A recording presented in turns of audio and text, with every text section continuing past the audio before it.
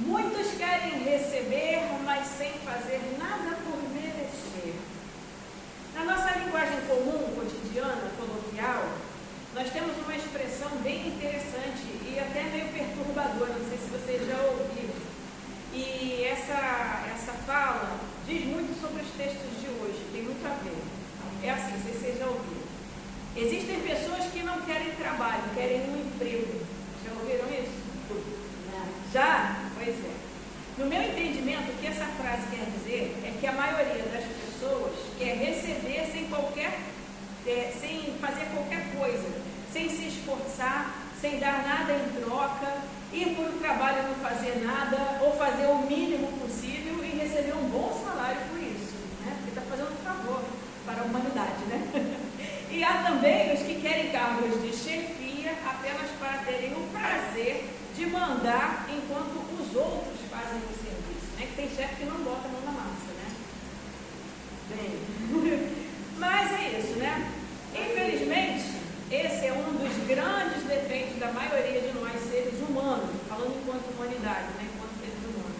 E não está relacionado apenas com o trabalho, mas com tudo na vida, inclusive na questão religiosa. No texto do livro de sabedoria que nós lemos hoje, nós temos uma metáfora de como são as pessoas que têm tendência a viver no erro do egoísmo. Hoje se fala muito sobre egoísmo, os textos. As pessoas que só pensam em si mesmas e em como satisfazer os seus próprios desejos. Até homicídios, gente, até matar o outro, né, em casos extremos, passa pela cabeça dessas pessoas. Para os que pensam de forma contrária, né, matar os que são contrários, para que eles não lhes perturbem mais e para conseguirem o que eles desejam, o que eles almejam. O cara pensa até em matar, em aniquilar o outro. Nem parece com hoje em dia, né? O livro foi escrito lá atrás, nem parece.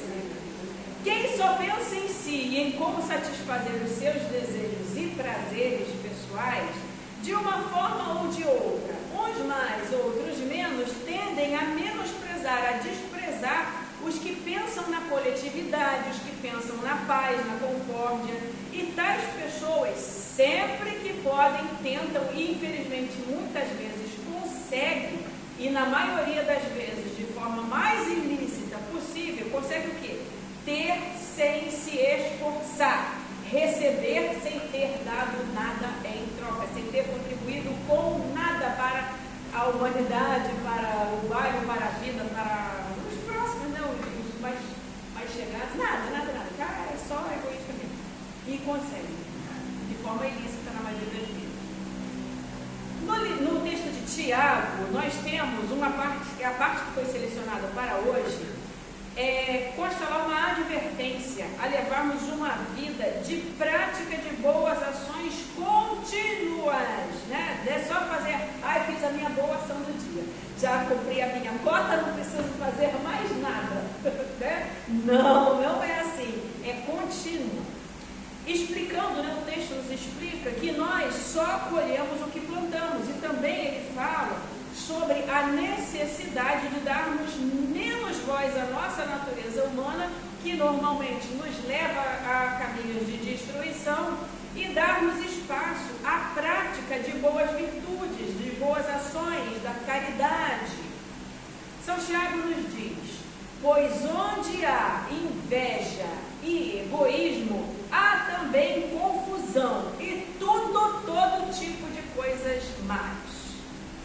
Podemos observar na nossa própria vida que várias são as ocasiões nas quais não entendemos por que nós pedimos tanto alguma coisa para Deus e não recebemos. Parece que Deus não nos escutou, né? Tem gente que grita, né? Por que acontece isso? Nós ficamos até chateados, alguns até se rebelam, falam bobagens e outros até blasfemam. E a verdade é, pedidos egoístas não são atendidos por Deus. Só isso. E caso a pessoa venha conseguir alguma coisa desse tipo, proveniente de um pedido egoísta, não deveria ficar feliz, mas sim muito apreensiva, ou se formos nós, né, muito apreensivos, pois com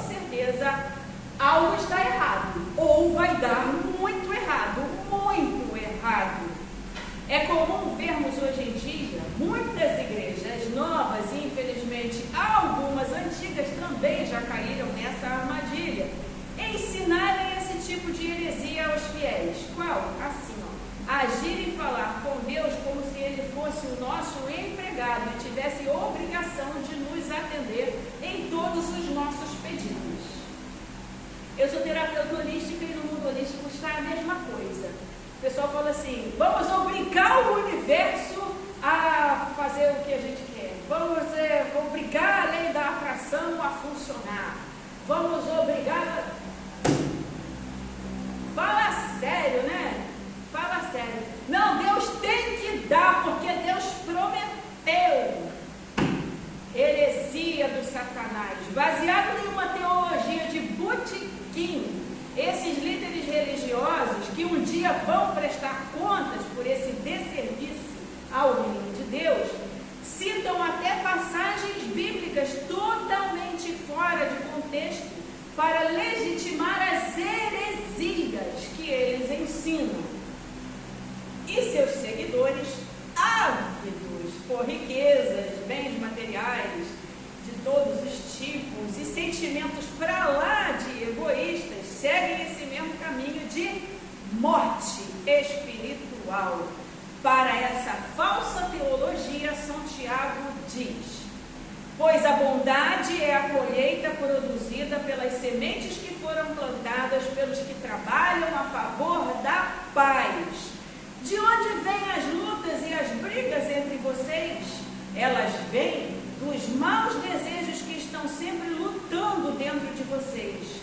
Vocês querem muitas coisas, mas como não podem tê-las, estão prontos até para matar a fim de consegui-las.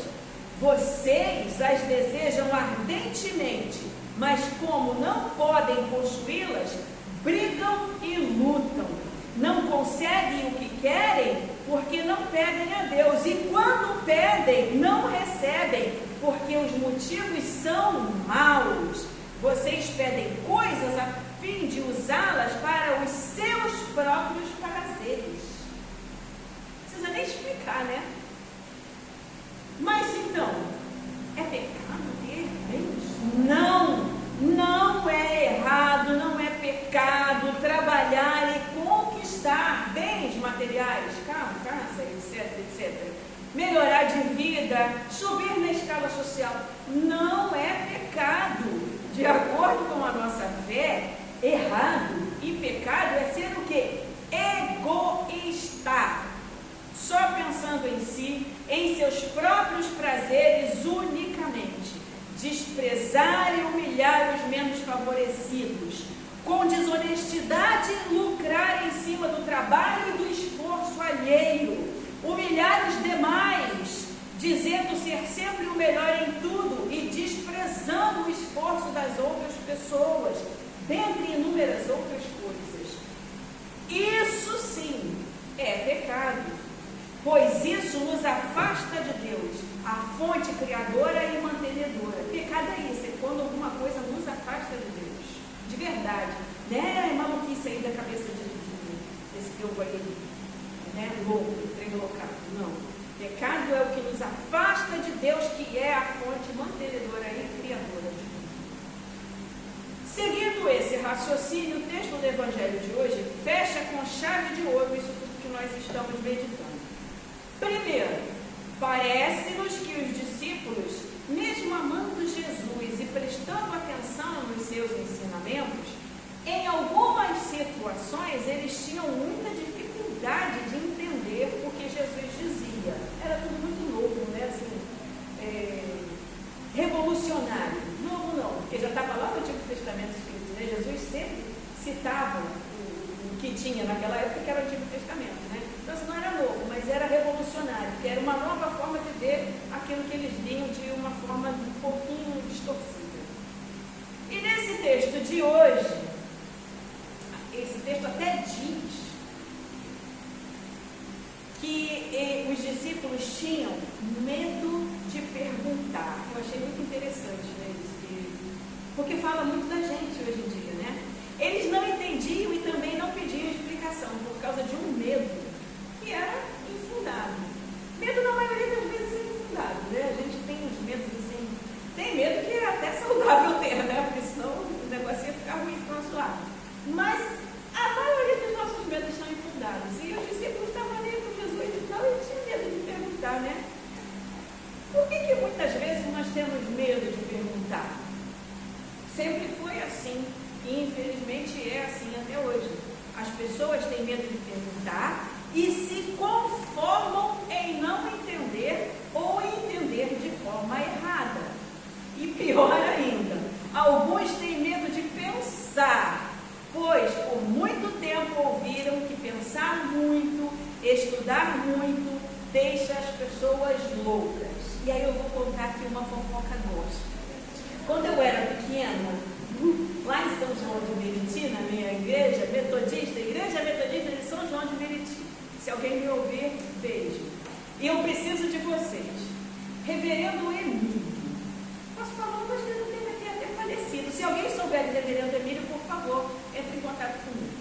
Reverendo Emílio, muito estudioso, ele tinha trocentas faculdades, ele era teólogo, né? Lá da Igreja Metodista de São João de Meriti. E, cara, eu devia ter, nessa época, sei lá, uns 4, 5 anos de idade, quando ele foi clérigo lá na Igreja de São João.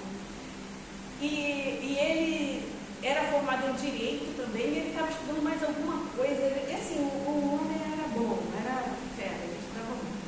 E sei lá por causa de quê, alguma coisa de família, de hereditário, de DNA, né? Alguma coisa. Deu um problema lá na mente do reverendo Emílio, ele teve que ser aposentado. E aí eu pique-tica, né, lá, né, ouvindo, eu estava sempre meio desadulto, porque eu sempre gostei de ficar meio desadulto para aprender. E aí, né, eu perguntei, acho que eu perguntei, o pessoal estava comentando lá sobre o afastamento do reverendo Emílio, lá na igreja, né, todo mundo assim, consternado, porque o reverendo tinha ficado doente e o bispo da região teve que trocar o reverendo Emílio, botar o outro reverendo lá e dar. Eu acho que ele foi até aposentado logo de vez, e ele não tinha essa idade, não. Não era assim idoso, não. Mas deu problema lá na mente do reverendo Emílio. E aí eu vi as pessoas comentando, né? Eu fiquei assim, muita dó, né? Eu falei, meu Deus, coitado, o reverendo Emílio, né? E aí eu perguntei, né? O meu pai, com a minha mãe, eu perguntei pro meu pai, o que aconteceu com o reverendo Emílio, né? Ah, minha filha, ele estudou demais. E olha que a minha família era favorável de estudar e sempre me apoiou muito nos meus estudos, na minha vocação de estudante, né? Mas olha, coitado do reverendo Emílio, ele estudou demais, aí ele ficou maluco, não coube na cabeça dele aquilo tudo, que ele estudava muito. Então existe, né, essa coisa na cabeça de algumas pessoas ainda, né, de que estudar muito, né, então as pessoas preferem nem perguntar, não querem nem saber, porque senão pode ficar louco. Gente, se alguém souber do reverendo, não lembro o sobrenome, se alguém souber a notícia do reverendo Emílio, por favor, me procure, que eu gostaria de saber a história toda, né, e saber se o reverendo Emílio ainda está com a gente, ou já está na glória do nosso Pai. Mas então, voltando aqui à nossa realidade, acabou o mundo paralelo da fofoca gospel. Não há mal algum em perguntar e querer saber a verdade sobre qualquer assunto, gente. Pode saber, pode pesquisar. Apenas o que nós precisamos é o quê? Bom senso, para que saibamos perguntar da forma correta e na hora certa, né? Caso não dê para perguntar, às vezes você está numa palestra, vai interromper, né, um evento, assim, uma coisa assim mais formal, não dá. Mas, né, atualmente, nós temos muitos mecanismos de pesquisa, computadores, celulares, né, Google, está aí para ajudar a gente, né, graças a Deus, a gente atravessou. Gente, quando eu vim para esse mundo só tinha mato, eu atravessei essa revolução toda tecnológica, hoje em dia já falo até com o chat GPT, ó. Mas hoje nós temos computadores, celulares e pasmem, gente, pasmem, nós temos até amigos, tem gente, tem ser humano, que são pessoas instruídas, que a gente pode perguntar, né? Então assim, tem tecnologia, tem um monte de aparatos, mas tem gente também, tem pessoas, a gente pode conversar com quem sabe mais do que a gente e perguntar. Na vida atual, sinceramente, ignorância é opção. Quando eu cheguei aqui, que era tudo mato, até ainda dava para justificar mais ou menos. Mas agora não. Agora ignorância é opção. Ah, mas é que eu não tive tempo. Ah, então tá outra. Seguindo pelo caminho, como os discípulos não haviam entendido o que significava o que Jesus tinha dito, o que Jesus tinha dito? Que o Filho do Homem será entregue nas mãos dos homens e eles vão matá-lo, mas 3 dias depois ele ressuscitará. Ninguém entendeu nada o que era isso. Aí então, como ninguém entendeu e estava com medo de perguntar, eles começaram a conversar sobre outro assunto, pensando que Jesus não estava ouvindo e não sabia nada sobre aquela conversa que eles estavam tendo lá. Engano deles, se lascaram, né? Ao chegar em casa, Jesus fez todo mundo cair do cavalo quando perguntou o que eles estavam conversando lá no meio do caminho. Se bem que Jesus já sabia, né? Mas o que eles falassem? Com medo, ninguém disse nada, pois eles sabiam que o assunto que eles estavam falando no meio do caminho era torpe, extremamente materialista. Por quê? O que era? Eles simplesmente estavam disputando quem seria o maior, o melhor no meio deles ali. Eu lembrei uma coisa que o Fernando me contou hoje do Oscar gospel. Meu Deus! Mas eu não vou parar para fazer essa fofoca gospel não. Outra oportunidade a gente fala sobre isso. Mas os discípulos estavam ali querendo ver quem ia ganhar o Oscar gospel, né? Então eles não falaram para Jesus, porque aí sim eles ficaram mesmo com medo de dizer. E hoje é assim, continua assim, do meu jeito, quando nós estamos em grupo. Um querendo ser maior e melhor e mais importante do que o outro. Um achando que o que ele faz é melhor do que o que o outro faz. Um achando que ninguém sabe fazer nada, só ele que é o cara.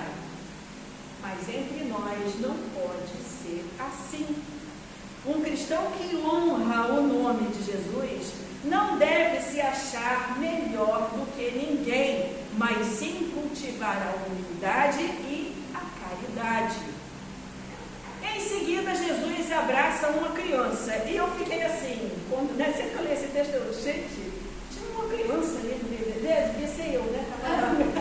No meio dos adultos, querendo saber o que estavam conversando. Me chamou muita atenção. E aí Jesus pega essa criança e dá a eles, discípulos, e a todos nós, uma grande lição.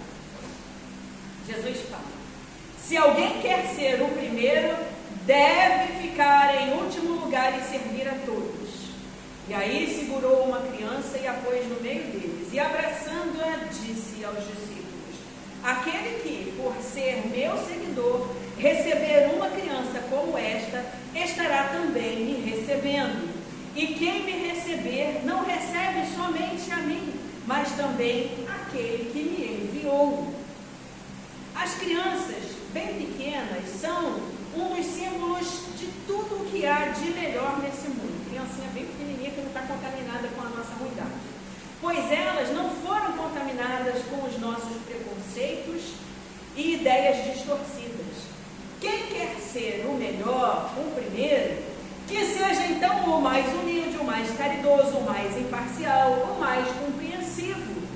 Entretanto, algo muito importante precisa ser ressaltado. Quem é de verdade, humilde, caridoso, imparcial, compreensivo, justo, etc., não é assim e não age assim para ser o melhor, o maior, o chefe, o rei, o poderoso, pois faz de coração, com amor, com simplicidade, sabendo que tudo vem de Deus e para Ele retorna. Não é uma troca, é antes uma gratidão, um serviço voluntário, vindo direto do seu coração bondoso. E isso faz toda a diferença. Ser bom apenas por gostar de ser bom é uma ideologia de Relembrando o tema, título da nossa meditação de hoje: muitos querem receber, mas sem fazer nada por merecer. Pois a maioria esquece de propósito ou não sabe que o serviço ao próximo, o estar disponível, o trabalhar pela coletividade, nos faz seres humanos especiais e ajuda muito a nossa evolução espiritual e nos aproxima de Deus. Talvez muitos não se importem com isso, não almejem, não desejem essa condição, não deem valor. Mas eu espero de coração que essa meditação, com um pouco de leveza, né, com umas piadas, com umas coisas divertidas, mas muito séria, com um conteúdo muito profundo e muito forte, que ela possa nos ajudar, que ela possa ajudar você que está me ouvindo, está me vendo, a pensar mais sobre esse assunto, rever a sua própria condição de vida e, se for o caso, abraçar esse caminho de serviço. A vida de quem assim procede tende sim a melhorar, progredir, evoluir, não só na parte espiritual, mas num todo, pois a nossa pessoa passa a ter um novo olhar sobre o espiritual e sobre o material. E nunca nos esqueçamos de que tudo está entrelaçado e que o nosso planeta inteiro colhe os frutos daquilo que nós plantamos, sejam bons ou sejam ruins. Que Deus nos abençoe. Amém. Amém.